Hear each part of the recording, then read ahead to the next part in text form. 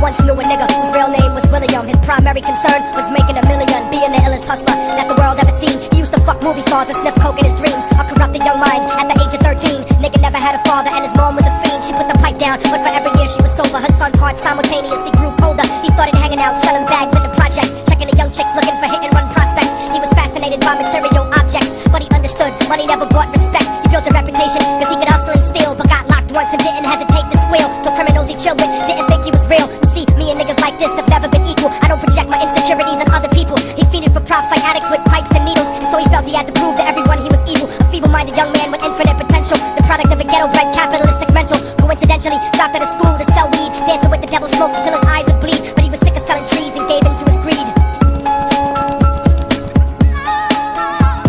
Everyone trying to be trite, never face the consequences. You probably only did a month for minor offenses. Ask a nigga doing life if he had another chance. But then again, there's always the wicked that knew in advance. Dance forever with the devil on a cold cell block. But that's what happens when you rape, murder, and sell rock. Devils used to be gods, angels that fell from the top. There's no diversity because we're burning in the melting pot.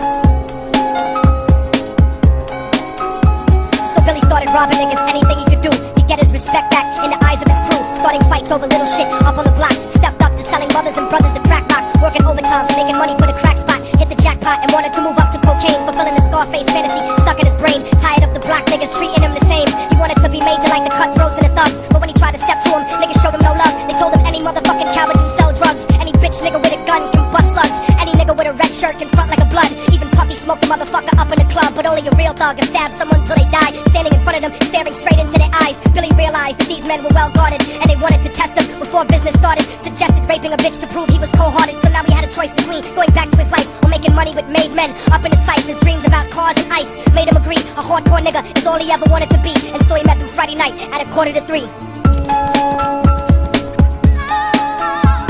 Everyone trying to be trite, never face the consequences. You probably only did a month for minor offenses. Ask a nigga doing life if he had another chance. But then again, there's always the wicked that knew in advance. Dance forever with the devil on a cold cell block. But that's what happens when you rape, murder, and sell rock. Devils used to be gods, angels that fell from the top. There's no diversity because we're burning in the melting pot.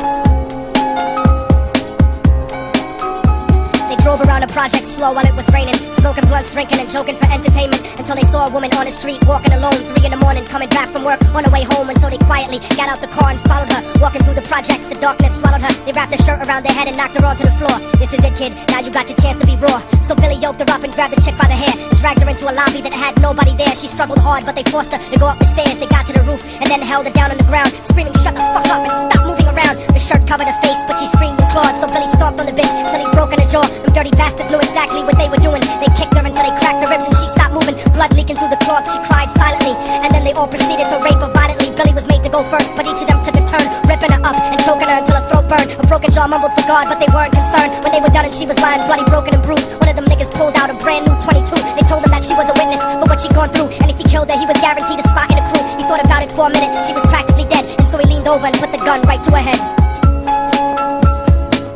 I'm falling and I can't turn back.